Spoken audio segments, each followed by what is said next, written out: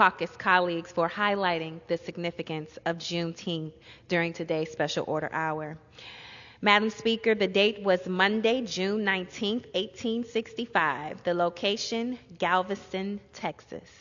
2.5 years after President Lincoln issued the Emancipation Proclamation and 2 months after the Civil War ended, 250,000 enslaved black people in Texas still did not know they were free.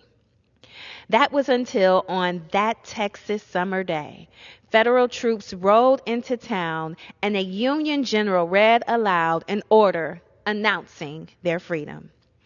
Emancipation didn't happen all at once, and slavery wasn't formally abolished until the passage of the 13th Amendment later that year.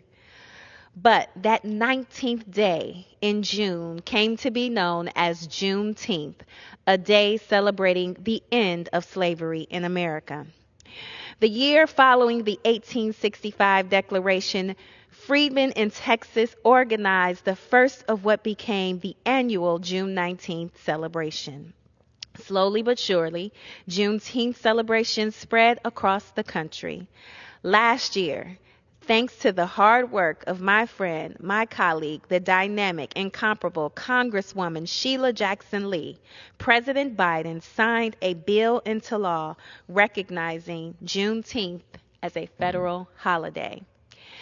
Juneteenth is a time to celebrate, and it is a time to take pride in the many contributions of African Americans to our society and our country across the generations.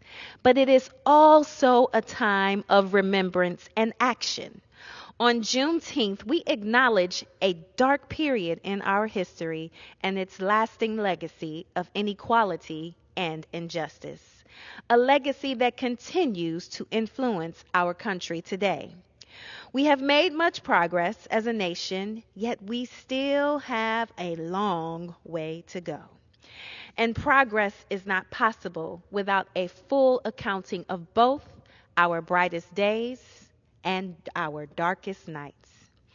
As we honor those enslaved Texans who finally learned of their freedom 157 years ago, let us recommit to fulfilling the promise of Juneteenth and indeed of our nation at large by fighting for equality, liberty, and justice for all.